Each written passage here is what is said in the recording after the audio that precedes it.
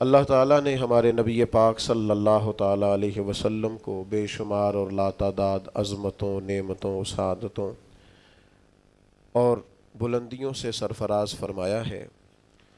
ان میں سے حضور علیہ السلام کی ایک عظمت اور ایک بلندی یہ ہے کہ وَإِنَّكَ لَعَلَىٰ خُلُقٍ عظیم، فرمایا محبوب بے شک آپ عظیم اخلاق پر ہیں، آپ کے خلق، آپ کی خو بڑی عظیم ہے۔ اخلاق کا مطلب انسان کے جمیع اخلاقیات، اس کے رویے، اس کا لہجہ، اس کے معاملات، یہ سارے اخلاقیات میں شامل ہیں۔ دیانتداری بھی اخلاقیات ہے، سچ بولنا بھی اخلاق ہے، کنجوسی اور بخیلی سے بچنا بھی اخلاق ہے۔ انسان تمام رذائل سے اپنے آپ کو محفوظ رکھے، اچھی عادات، اچھا رویہ، اچھی سوچ، اچھا لب و لہجہ، لوگوں کے حق میں خیر خواہی کا جذبہ، دوسروں کے لیے اس کی طبیعت کے اندر اچھے جذبات، یہ سارا اخلاقیات کا معاملہ ہے۔ نبی کریم صلی اللہ تعالیٰ علیہ وسلم نے اپنی تشریف آوری کے جو مقاصد خود بیان فرمائے، ان میں سے سرکار نے ایک بڑا مقصد یہ بیان فرمایا کہ میں تمہارے اخلاق کی تکمیل کرنے کے لیے دنیا میں آیا ہوں۔ انسان بڑا پکا نمازی ہو، بڑا پکا حاجی ہو، اس کا سارا لباس مذہبی ہو، اس کا دعویٰ بھی یہ ہو کہ میں بہت کامیاب دیندار آدمی ہوں، لیکن اس کا رویہ، اس کا لین دین کرنا، اس کا لوگوں سے معاملات کرنا، اس کا لوگوں کے بیچ وقت گزارنا یہ ٹھیک نہ ہو تو کوئی بھی اس کی نمازوں پر، عبادتوں، ریاضتوں پر بھروسہ کرنے کو تیار۔ اقبال کہتے ہیں یہ ذکر و فکر، یہ نیم شبی، یہ ریاض، تیری خودی کے اگر پاسباں نہیں تو کچھ بھی نہیں۔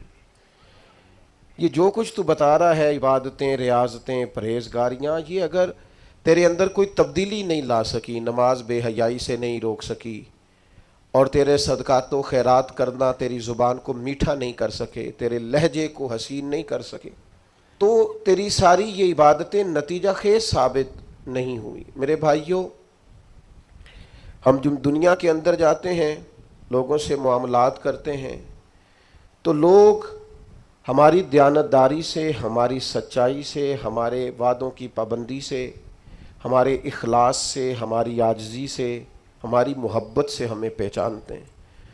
لوگ لوگوں کو وردیوں سے نہیں پہچانتے۔ لوگ جب لوگوں کے ساتھ معاملات کرتے ہیں تو پھر انہیں اندازہ ہوتا ہے کہ یہ انسان کس طرح کا ہے۔ نبی پاک صلی اللہ تعالیٰ علیہ وسلم نے ارشاد فرمایا کہ تمہیں پتہ ہے مجھے سب سے زیادہ پیار کس سے ہے، اور قیامت کے دن میرے سب سے زیادہ قریب کون ہوگا؟ امتی کی ساری زندگی یہ دوڑ رہتی ہے کہ میں کسی طریقے سے قرب مصطفیٰ کو پاؤں۔ نبی پاک علیہ السلام کی نگاہ کرم مجھ پہ ہو تاکہ دنیا میں بھی، قبر میں بھی، حشر میں بھی، آخرت میں بھی میرے معاملات سنور جائیں۔ تو یہ بہت بڑی سعادت مندی ہے کسی کے لیے کہ حضور اسے اپنا محبوب کہیں اور قیامت کے دن اسے سب سے زیادہ قریب بٹھائیں۔ تو کریم فرمانے لگے تمہیں پتہ ہے میرا محبوب کون ہے، اور قیامت کے دن میرے سب سے زیادہ قریب کون ہوگا؟ اور یہ بات حضور نے 3 دفعہ ارشاد فرمائی۔ فرمایا جانتے ہو میرا محبوب کون ہے؟ جانتے ہو قیامت میں میرے سب سے زیادہ قریب کون ہوگا؟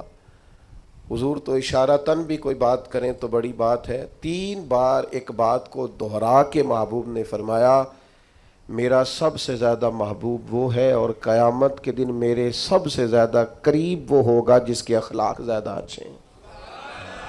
ساری محنت اپنے ظاہر پر نہ کریں، سارا وقت کپڑوں کو سجانے سنوارنے میں نہ گزار دیں، سارا ٹائم اپنی تصویروں کو درست کرنے میں ضائع نہ کر دیں۔ اپنے رویوں کو، اخلاقیات کو، اپنے معاملات کو، اپنے اٹھنے بیٹھنے کو، اپنی روزمرہ کی زندگی کو اچھے طریقے سے آراستہ کریں، مزین کریں۔ اور چند ایک چیزیں تو ایسی ہیں جن پر اور زیادہ توجہ کرنے کی ضرورت ہے۔ ان میں سے ایک اہم چیز جس کی طرف میں آپ کا اشارہ کرنے جا رہا ہوں، وہ اہم چیز یہ ہے کہ سب سے پہلے یہ دیکھیں کہ ہماری طبیعت کے اندر درگزر کتنا زیادہ ہے، معاف کرنے کا مزاج کس حد تک ہے۔ میں اکثر یہ دیکھتا ہوں کہ ہم چاہتے ہیں کہ لوگ صرف میرے معیار کے مطابق چلیں، میری طبیعت کے مطابق ڈھلیں، تو پھر تو میں ان کے ساتھ وقت گزارنے کو تیار ہوں، لیکن اگر ہمیں کبھی سامنے والے کی طرف سے مخالف رائے کا سامنا کرنا پڑتا ہے اور کبھی وہ کچھ اپنی بھی رائے رکھتا ہے اور کچھ اپنی بھی مجبوریوں کا اظہار کرتا ہے، تو ہم درگزر کرنے کو تیار نہیں ہوتے۔ یاد رکھیے گا، اللہ تعالیٰ نے نا انسان کو خوبیوں اور خامیوں کا مجموعہ بنایا۔ انسان کے اندر بحیثیت انسان خامیاں بہرحال باقی رہتی ہیں، تو چونکہ اس میں خامیاں باقی رہتی ہیں تو ہمیں اس کی خامیوں، غلطیوں اور بشری کمزوریوں سمیت اس سے پیار کرنا پڑے گا۔ اگر ہم یہ کہیں کہ کوئی غلطی ہی نہ کرے، اس کے اندر کوئی کمزوری ہی نہ رہے، کوئی اس کے اندر بشری تقاضا باقی نہ رہے، تو پہلی بات یہ ہے کہ ہمارا یہ مطالبہ ہی سرے سے غلط ہے، اس لیے کہ اللہ تعالیٰ نے بالکل معصوم تو فرشتوں کو بنایا ہے، فرشتے معصوم ہیں، پر اشرف المخلوقات اللہ نے حضرت انسان کو بنایا ہے۔ اس کے ساتھ اللہ نے یہ آزمائش رکھی ہے، تو انسانوں کے اندر کمزوریاں رہیں گی۔ نبی پاک صلی اللہ تعالیٰ علیہ وسلم نے ارشاد فرمایا، جس آدمی کو غصہ آیا اور وہ اپنا غصہ نکالنے پر قادر بھی تھا، لیکن اس نے اللہ کی رضا کے لیے اپنے غصے کو کنٹرول کر لیا، فرمایا اللہ اس کے دل کو امن سے بھی بھر دے گا اور ایمان سے بھی بھر دے گا۔ نہیں، غصے کو کنٹرول کرنا ایمان کی مضبوطی کا باعث بنتا ہے۔ ہوں گے کچھ لوگ بیچارے جو کمزور ہوں گے، کچھ نہیں کہہ سکتے، آپ کا غصہ سہتے ہوں گے، یہاں کچھ ایسے لوگ ہوں گے جو آپ سے محبت بے پناہ کرتے ہوں گے، اس لیے آپ کا غصہ برداشت کرتے ہوں گے، لیکن حضور نے جو ہمیں اخلاقی رویے سکھائے ہیں ان میں تو محبوب نے فرمایا وہ پہلوان ہے جو اپنے آپ پر کنٹرول کرے، اپنے آپ کو قابو میں رکھے، اپنے غصے کو، غیظ و غضب کو وہ ذرا سنبھال کر رکھے۔ ہم اپنے آپ پر کنٹرول نہیں رکھتے، بہت ساری باتیں ہیں جو ہم کر لیتے ہیں، لیکن چونکہ مومن ہے، حضور علیہ السلام کے غلام ہے، مجھے اچھی طرح پتہ ہے کہ سینکڑوں ہزاروں لوگ ایسے ہیں جن کو بعد میں پچھتاوا ہوتا ہے کہ مجھے یہ بات نہیں کرنی چاہیے تھی، مجھے اس طرح کا رویہ نہیں رکھنا چاہیے۔ کچھ بولیاں بول لیتے ہیں، لیکن چونکہ اندر ایک مومن بستا ہے، حضور کا غلام بستا ہے، تو پھر دل پچھتاتا ہے، سینے میں بات کھٹکتی ہے۔ میرے بھائی بہت پہلے سے اپنے اوپر کنٹرول کریں، اپنے آپ کو غیظ و غضب سے، ناراضگی والے جملے بولنے سے بچائیں۔ ہاں بالکل ناراض نہ ہونا بھی زیادتی ہے، ناراض ہونا بھی چاہیے اور بڑا زبردست ہونا چاہیے، سخت شدت کے ساتھ غصہ کرنا چاہیے، پر کب؟ جب اللہ کی حدوں کو توڑا جائے، جب شریعت کی مخالفت کی جائے اور بے جا دین کی باتوں کو چھوڑا جائے، اللہ کی رضا کے لیے ناراض ہو۔ سیدہ طیبہ طاہرہ حضرت عائشہ صدیقہ رضی اللہ تعالیٰ عنہ فرماتی ہیں کبھی اپنی ذات کے لیے حضور ناراض نہیں ہوئے، لیکن اگر اللہ کی حدیں توڑی جاتی تھی تو ناراض ہوتے تھے۔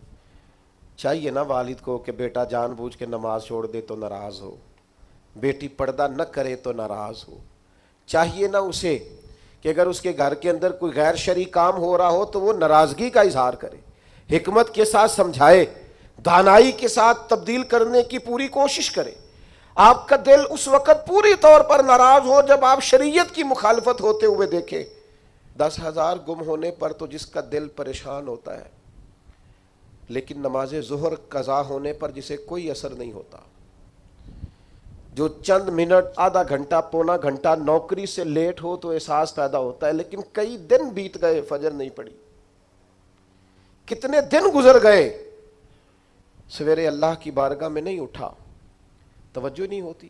2 حدیثیں اکٹھی عرض کرنے لگا ہوں، آپ نے ان دونوں روایات پر غور کرنا ہے۔ ایک قاضی اعجاز رحمۃ اللہ علیہ نے شفا شریف میں لکھی اور ایک امام احمد بن حنبل نے اپنی مسند میں نقل فرمائی۔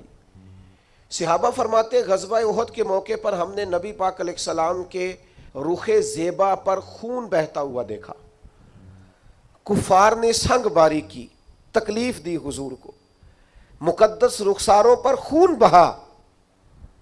ہم نے عرض کی یا رسول اللہ دعا کرے نا یہ برباد ہو جائے، تو نبی پاک علیہ السلام نے فرمایا مجھے لان تان کرنے والا نہیں بنا کے بھیجا گیا، مجھے رحمت بنا کے بھیجا گیا۔ اور نبی کریم نے دعا فرمائی اللہ انہیں ہدایت عطا فرما۔ اس موقع پر جب حضور کو ذاتی طور پر تکلیف دی گئی ہے، مقدس چہرہ نور پر خون بہ رہا ہے، اور صحابہ کے کلیجے پھٹ رہے ہیں، اور احد کے میدان میں حضور کا وہ رنگین چہرہ خون سے بھرا ہوا دیکھ کر طبیعتیں مچل رہی، تڑپ کے عرض کی حضور کریں دعا یہ تباہ ہو جائیں۔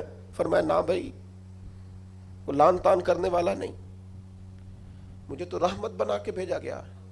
لیکن میرے عزیزو، غزوہ خندق کے موقع پر جب دشمنوں سے دفاع کرتے وقت نماز عصر مسلمانوں کی قضا ہوئی تو حضور نے ہاتھ اٹھا کے عرض کیا، کہا اے اللہ ان کے پیٹ آگ سے بھر دے جنہوں نے ہماری نماز عصر لیٹ کی، ہماری نماز لیٹ کر دی، صلاۃ وسطیٰ لیٹ کر دی، ہمیں تیرے حضور جھکنا تھا، ہمیں وہ نماز پڑھنی تھی جو بڑی قیمتی ہے، نماز عصر انہوں نے ہماری نماز لیٹ کر دی، ان کے پیٹ آگ سے بھر دے۔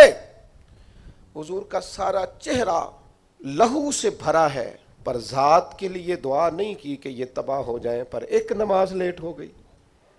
صحابہ کی عصر قضا ہوئی تو کریم نے ہاتھ اٹھا کے کہا یا اللہ بھر ان کے پیٹ آگ سے۔ او سنگیو، آؤ یارو اپنا اخلاق تو دیکھیں، میری بھی فجر قضا ہے، میرے پتر کی بھی قضا ہے، میری جوان بیٹی بھی جم کے سو رہی، کبھی ماتھے پر شکن تک نہیں آئی، لیکن میری روٹی لیٹ ہو جاتی ہے تو میں سارا گھر سر پہ اٹھا لیتا ہوں، زمین آسمان ایک کر دیتا ہوں۔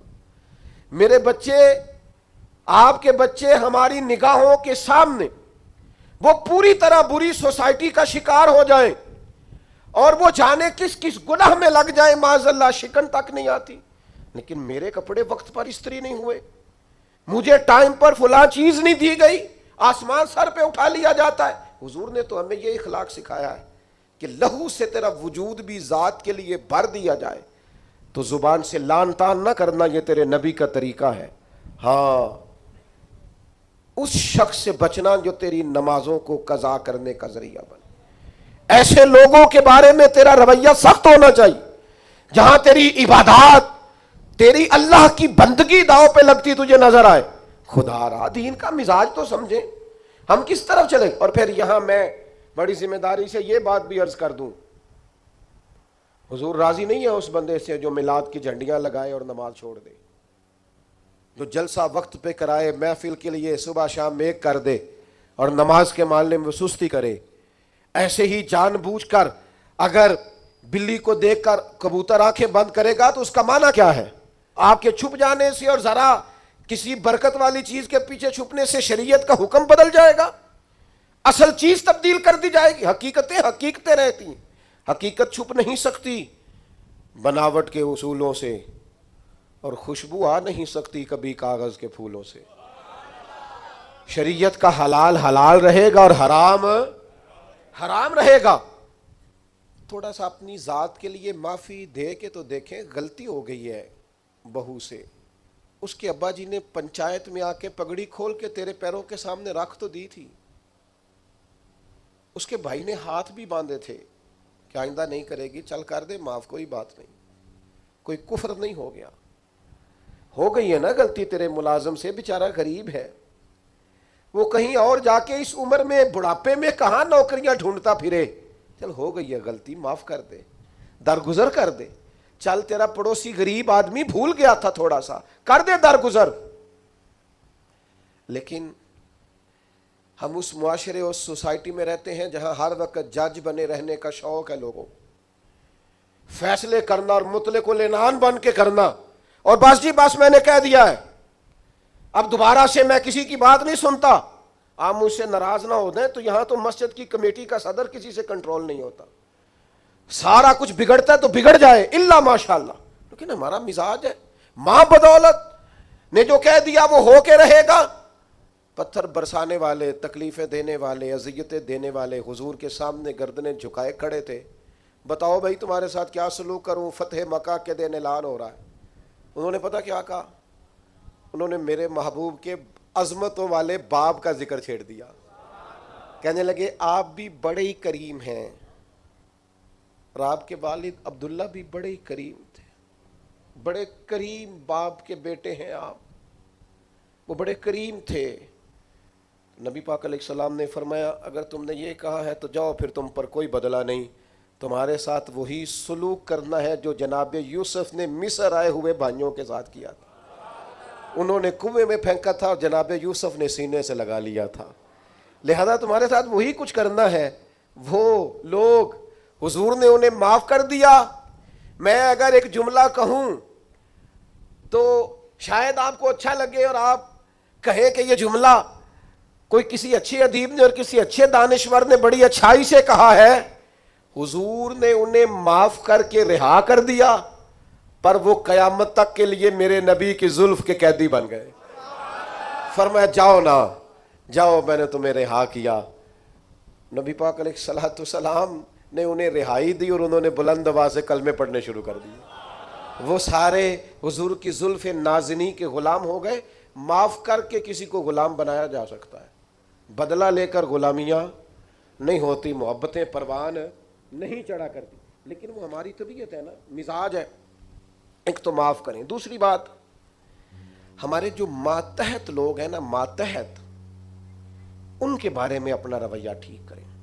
جن لوگوں کو اللہ تعالیٰ نے پیسے دیے ہیں نا، یا مالک نے انہیں کوئی عہدہ دے دیا ہے، یا ان کے پاس کوئی 10 20 50 200 لوگ کام کرتے ہیں، وہ تھوڑا سا سوچیں کسی وقت بیٹھ کے کہ میں آج ایک فیکٹری کا آنر بن کر اور ایک ادارے کا سربراہ بن کے بیٹھا ہوا ہوں، اگر کل مجھے وہاں کھڑا ہونا پڑ جائے جہاں مزدور کھڑے ہیں تو پھر میرا حال کیا ہوگا. وہ جو اپنے ماتحت کے ساتھ ہمارا رویہ نا، یعنی حکم چلانے کا ایک مزاج ہے. وہ میں ایک دفعہ ایک بڑی محفل نعت میں مہمان خصوصی بنا لیا گیا، تو میں نیچے اتر رہا تھا تو کوئی صاحب تھے اس محفل میں جو کسی خاص نشست پر وہ بھی بٹھائے گئے تھے اور میرے ساتھ وہ باتیں بھی کر رہے تھے. باتیں کیا کرنی ہوتی ہیں، بعضوں کا زیادہ مسئلہ تو تصویروں کا ہوتا ہے، تو بھی چل رہی تھیں اور نظام چل رہا تھا آگے آگے. تو میں جب نیچے اترا تو ایک غریب آدمی میرے گلے میں پھولوں کا ہار ڈال کے کہنے لگا، پیر صاحب میں بھی سینہ ملا لوں. تو ان سے سینہ جو ملا تو میرے کان میں کہنے لگے، وہ جو آپ کے ساتھ کان میں ہنس ہنس کے باتیں کر رہا تھا، محفلیں بڑی بڑی کراتا ہے، اسے کو مزدوروں کا حق بھی صحیح ادا کیا کرے. آج بھی کیتی جاندے ہو تے لہو بھی پیتی جاندے ہو، کھو کے مال یتیماں دا بھیج مسیتی جاندے ہو. تسی پھٹ دلاندے سیندے نہیں، آ ٹوپیاں ہی سیپی جاندے ہو. نفس تے چھری پھیر دے نہیں تے دمبے کیتی جاندے ہو. فرض بھلائی بیٹھے ہو، فرض بھلائی بیٹھے ہو، فرض بھلائی بیٹھے ہو، ایویں ہی نفلاں نیتی جاندے ہو اور 10 تے سی بلے شاہ نو ایک ہی کیتی جاندے ہو. عجیب مزاج ہے.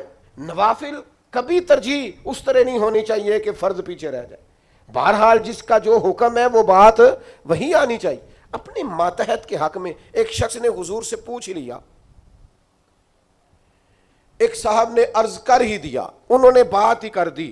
عرض کی، یہ سنن ابو داؤد شریف میں موجود ہے، کہ یا رسول اللہ میرا ملازم بڑی غلطیاں کرتا ہے، آخر کتنا کو معاف کروں؟ کوئی حد بھی ہوتی ہے. بڑی غلطیاں، بڑی کوتاہیاں، بڑی کمزوریاں، تو اس نے گن کے معاف کرنے کے لیے، حضور کتنی بار معاف کروں آخر؟ بعض لوگ بعض باتیں جھلملا کے کرتے ہیں نا جی، حضور آخر کتنا کو معاف کروں؟ نبی کریم علیہ السلام نے گویا فرمایا، اگر تو نے گن کے ہی پوچھا ہے نا تو چل اس طرح کر، ایک دن میں 70 بار تو معاف کیا کرنا. ایک دن میں کتنا معاف کرنا ہے؟ تجربہ تو کریں کہ کیا ہم نے کبھی 7 دفعہ بھی معاف کیا ایک دن میں؟ حضور نے فرمایا 70 دفعہ معاف کر.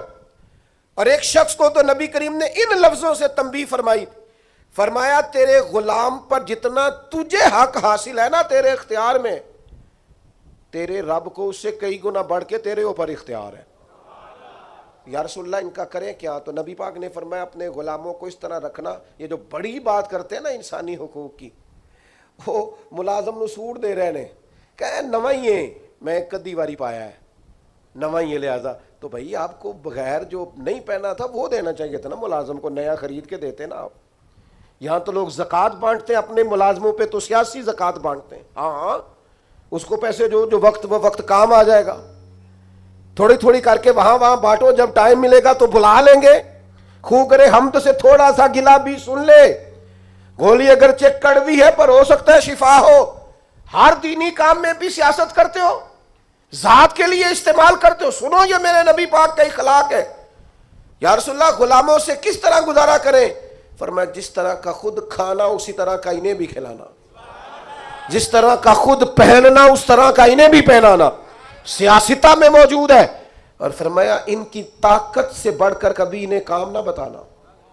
اور میرے محبوب کے غلاموں نے تو اس طرح عمل کیا کہ حضرت ابو ذر غفاری جیسے سردار اپنے گھر سے نکلے تو غلام ساتھ تھا، سامنے سے ایک سردار دیکھ کے حیران ہو گیا، کہنے لگا ابو ذر یہ کون ہے؟ فرمایا میرا غلام ہے۔ کہا حد ہو گئی یار، اس کے کپڑے قیمتی ہیں اور تمہارے کمزور ہیں، یہ انقلاب کیسے آیا؟ تو جناب ابو ذر غفاری فرمانے لگے یہ میرا انقلاب نہیں، یہ محمد عربی کا دیا ہوا انقلاب ہے۔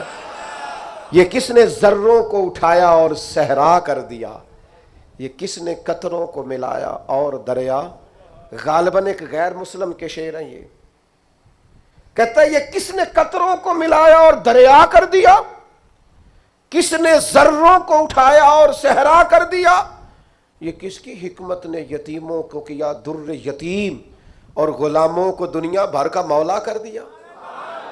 جب حضرت بلال کو کعبے کی چھت پر اذان پڑھنے کی باری آئی تو کچھ لوگوں نے مشورہ دیا تھا کہ حضور کافر پہلے ہی مر گئے، تو حضرت بلال کو کعبے کی چھت پہ دیکھیں گے تو اور مر جائیں گے، تو یا رسول اللہ روز بلال نہیں پڑھنی ہے، اگر اجازت ہو تو کوئی اور نہ پڑھ لے۔ تو فرمایا نا بھائی اذان تو بلال ہی پڑھیں گے اور کعبے کی چھت پہ پڑھیں گے، اور حق انہی کا بنتا ہے۔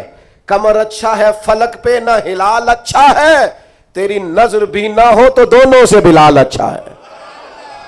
نبی پاک صلی اللہ تعالی علیہ وسلم نے نا غلاموں کے ساتھ بالخصوص اچھا سلوک کرنے کا، جناب حضرت سیدہ ام سلمہ رضی اللہ تعالی عنہ بیان فرماتی ہیں کہ وہ وقت جس وقت میں حضور کا وصال ہوا اور وہ مرض جس مرض کے ساتھ ظاہراً سرکار کا وصال ظاہری ہوا، فرماتے ہیں اس وقت بھی میں نے حضور سے جو آخری جملے ظاہری طور پر سنے وہ یہی تھے کہ نماز کا خیال رکھنا اور غلاموں سے اچھا سلوک کرنا، اپنے ماتحت لوگوں کا خیال رکھنا، سخت لہجہ، آمرانہ مزاج۔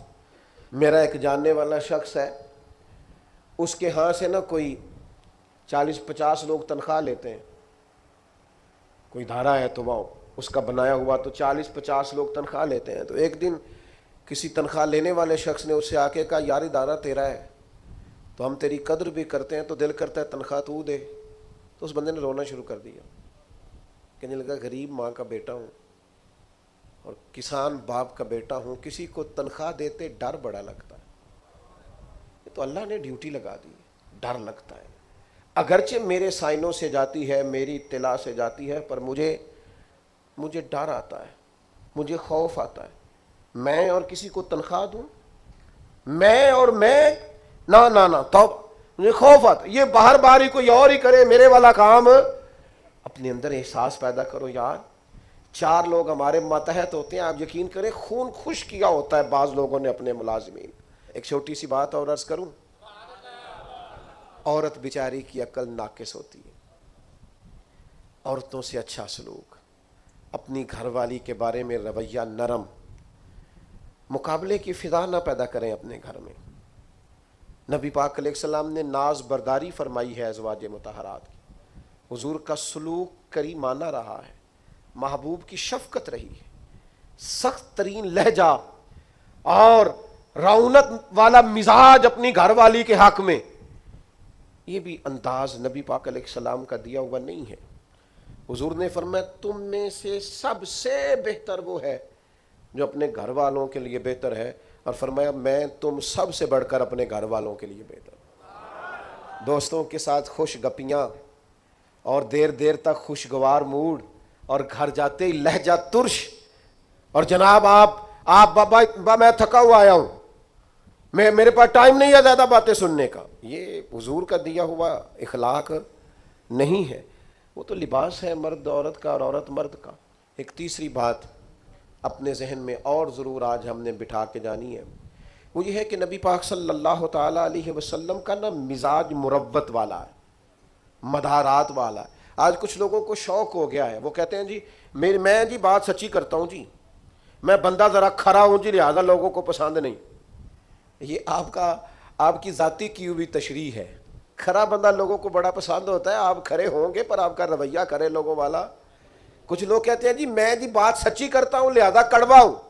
او بھائی کائنات میں سب سے زیادہ سچے مدینے والے محبوب ہیں, لیکن حضور کا لہجہ تو شہد سے بھی زیادہ میٹھا ہے. یہ کیا بات ہوئی؟ یہ آپ جھوٹ بول رہے ہیں کہ میں سچا ہوں تو کڑوا ہوں. سچائی تو میٹھی ہوتی ہے, سچائی تو حسین ہوتی. آپ کا انداز کڑوا کچھ ایسا ہے. میں جی سچ آپ اصل میں سچ بولتے ہیں دوسروں کے بارے میں, دو چار سچ اپنے بارے میں بھی بولیں اور بول کر کہیں کہ یہ میرے اندر کمیاں ہیں. بولیں سچ. دوسروں کی غلطیوں کا تو شک ہوتا ہے نا, اپنا تو بندے کو پک ہوتا ہے نا کہ یہ میرے اندر ہے. اپنی چھپائے پھرتے ہو, اپنیوں پہ پردے ڈالے ہوئے ہو, اپنے اوپر ملمر میک اپ کیے ہوئے. دو چار سچ اپنے بارے میں بولو نا, پتا چلے. تم نے تو جب بھی سچ بولا ہے دوسرے کے بارے میں بولا ہے. تو یہ مروت مدارات. نبی پاک کے غلام بیدام تھے صحابہ. حضور کبھی کسی کا نام لے لیتے تو وہ سمجھتے کہ ہماری تو معراج ہو گئی ہے, اور حضور کسی کو نام لے کے بھی ڈانٹ دیتے تو وہ سعادت سمجھتے, قربان ہوتے. لیکن یہ میرے نبی پاک کی مروت کا انداز ہے, یہ حضور کی مدارات. کچھ لوگ کہتے ہیں جناب وہ آپ کے ڈھیلے ڈھالے ہونے سے حالات خراب ہوئے ہیں. او بھائی کیا کرے, لہجہ مروت والا ہے, کیا کرے انداز پیار والا ہے, کیا کرے. کوشش کرتے ہیں, ہمت پکڑتے ہیں, کرتے ہیں, دل کرتا ہے کئی دفعہ چار سختیاں میں نے بھی کرنی ہیں, پر وہ کیا کریں. کسی فقیر کے ہاں بیٹھنے والے ہیں, انہوں نے اندر سے وہ سارا انداز ہی سارا نکال دیا ہے. نبی کریم صلی اللہ تعالی علیہ وسلم کسی صحابی کا نام لے کر بھی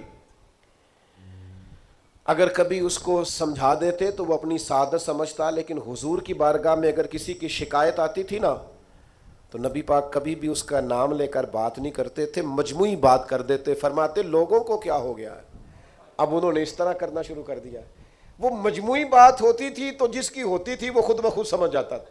حضور نے ایک مقام پہ فرمایا کمزور خیالات والے نہ بن جانا, کہنا کہ لوگ اگر میرے ساتھ اچھا کریں گے تو میں بھی اچھا کروں گا, اگر لوگ برا کریں گے تو میں بھی برا کروں گا. اس طرح کا رویہ نہ کرنا, بلکہ اعلیٰ اخلاق, آپ کی طبیعت میں مروت ہو. ایک صحابی حاضر ہوئے اور انہوں نے بڑی انوکھی بات کی, اور یہ جو بات انہوں نے کی ہے نا یہ میرا اور آپ کا بہت سارے لوگوں کا مسئلہ ہے. اس طرح کی باتیں ڈھیر سارے لوگ آ کے کرتے ہیں. انہوں نے آ کے عرض کی یا رسول اللہ صلی اللہ تعالی علیہ وسلم میرے چچا زاد بھائی ہیں, میں ہمیشہ ان کے ساتھ حسن سلوک کرتا ہوں, انہوں نے کبھی بھی میرے ساتھ نہیں کیا. مجھے جب بھی ان کی ضرورت پڑی ہے انہوں نے انکار کیا ہے, اور انہیں جب بھی ضرورت پڑی ہے میں حاضر ہوا ہوں. یا رسول اللہ اب تو میں اتنا پریشان ہوا ہوں کہ میں نے قسم اٹھا لیا کہ اب میں بھی ان کے کسی کام نہیں آؤں گا, طے کر لیا ہے. تو حضور حکم کیا ہے؟ میں قسم اٹھا آیا ہوں کہ بس ختم.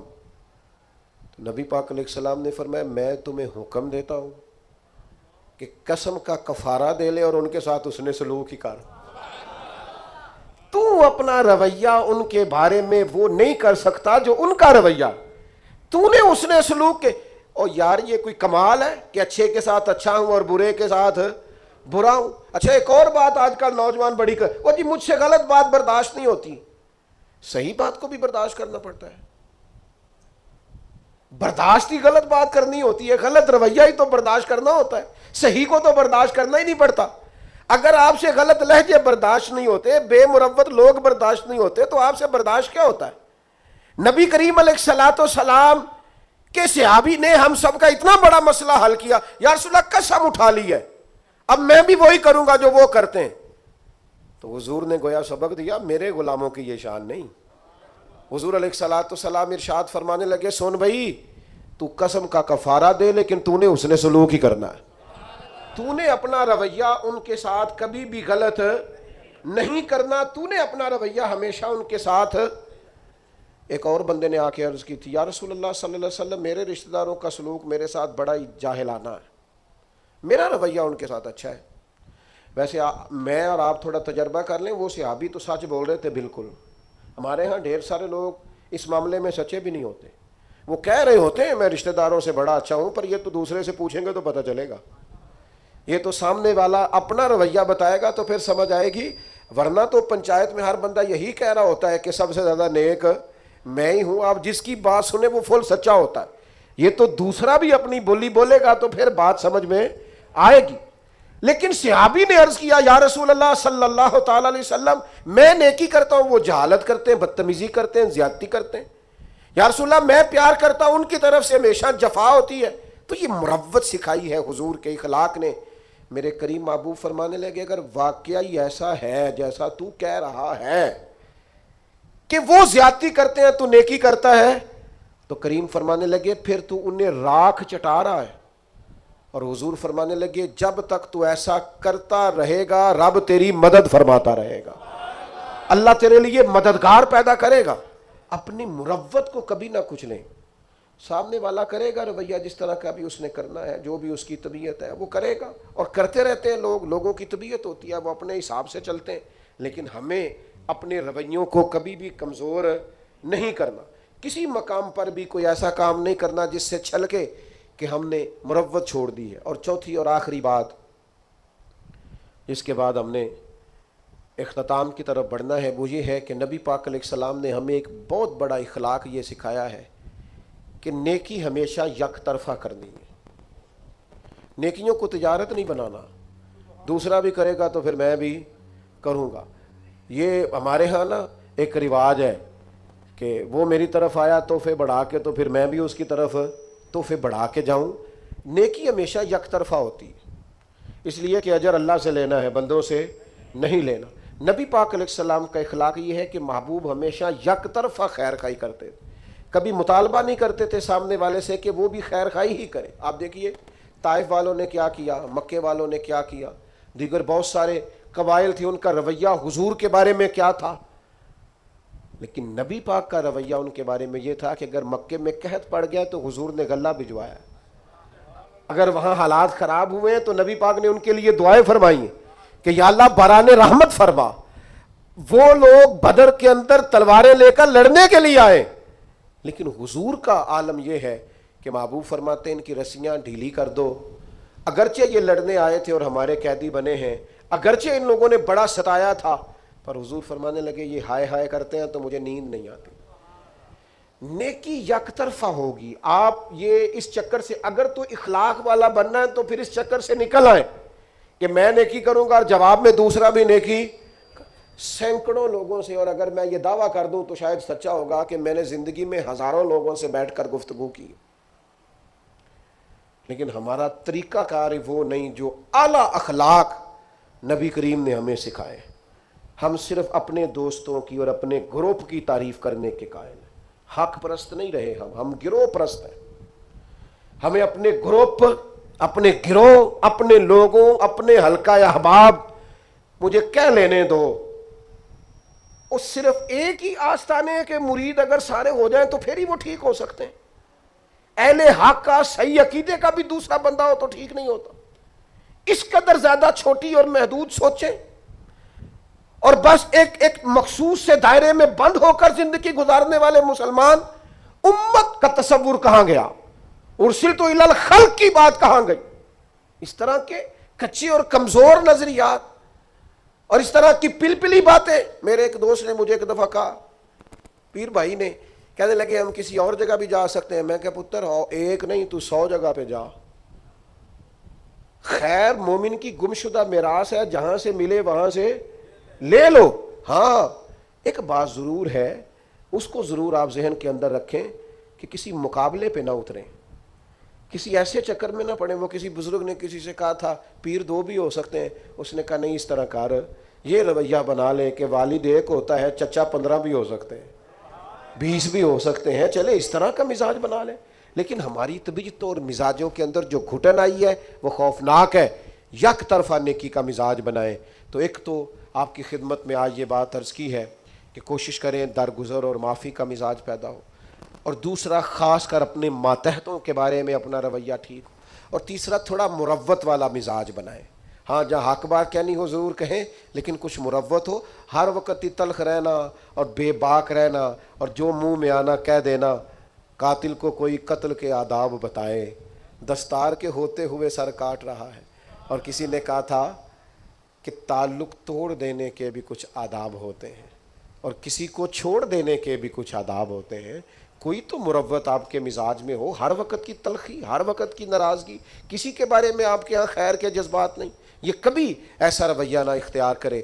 اور چوتھی اور آخری بات یہ، نیکی کو یک طرفہ بنائیں، نیکیوں کو تجارت نہ بنائیں کہ سامنے والا کرے گا تو پھر میں کروں گا۔ اللہ تعالی ہماری حاضری قبول فرمائے۔